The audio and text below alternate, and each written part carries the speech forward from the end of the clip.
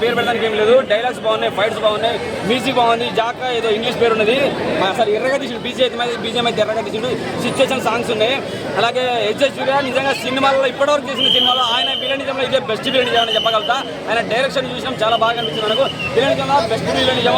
అలాగే రంగస్థలంలో నాకు గుండు పెద్ద మనిషి ఉంటాడుగా, ఆ క్యారెక్టర్ ఉంది, ఆయన కూడా బాగున్నది.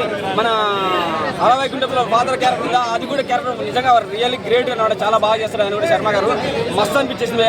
హీరోయిన్ కొంచెం తక్కువగా ఉన్నా కానీ వాళ్ళిద్దరికి కలిసి రొమాంటిక్ సాంగ్ లేకున్నా కానీ అమ్మాయి కూడా చాలా బాగా ఇచ్చారు. పోలీస్ క్యారెక్టర్ మస్తు అనిపించేది. ఇంకా చెప్పాలనుకుంటే బుర్రగడిపి బాగుంది, ప్రొడక్షన్ వాల్యూస్ బాగున్నాయి. దానయ్య గారు నిజంగా మీరు ఇప్పటివరకు ఎంత సంపాదించారో తెలుసా. ఈ సినిమా అయితే ఖచ్చితంగా డబుల్ ఇంపాక్ట్, మీకు మంచి పైసలు వచ్చేస్తాయి. మంచి మూవీ పడ్డది నానికి. అది కెరీర్లో బెస్ట్ మూవీ అయితే పెర్ఫార్మెన్స్ పరంగా సూపర్ అంటే సూపర్, చాలా బాగుంది. నాకైతే బాగా నచ్చింది. Thank you.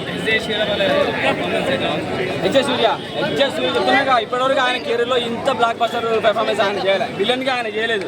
నాకు తెలిసి తెలుగు ఇండస్ట్రీ మన జగపతి బాబు, ప్రకాష్ రాజు వీళ్ళ తర్వాత విలన్ కంటిన్యూ స్టేట్ అయితే తమిళ కూడా పట్టించుకోవడం అని మనని ఎస్జే సూర్యని తీసుకురావచ్చు, ఇక్కడ పెట్టచ్చు, దిన్ని పడేస్తారు అనమాట. ప్రతి హీరో సినిమాలకి ఇక్కడ నుంచి ఎస్జే సూర్య విలనిజం అంటే తెలుస్తుంది. ఖచ్చితంగా మంచి క్యారెక్టర్ పడితే పోలీస్ అయినా కానీ క్రూరమైన విలన్గా చూపించిపోయా. మస్తు అంటే మస్తుంది. హీరోయిన్ పక్కగా పెడితే జస్ట్ వాళ్ళని నార్మల్గా ఉంటుంది కానీ హీరో విలన్ కాంబినేషన్ వండర్ఫుల్ అనిపించేస్తుంది. మస్తు చేసి ఇద్దరు కలిసి ఒకరికొకరు తగ్గకుండా పోటీ అనమాట. అసలు ఆయన విలను అని తగ్గిస్తారా మనం ఎక్కడ ఎండింగ్ చచ్చిపోయే వరకు కొట్టి చంపేవారు. లాస్ట్ వరకు కూడా విలన్ అంటే కరెక్ట్గా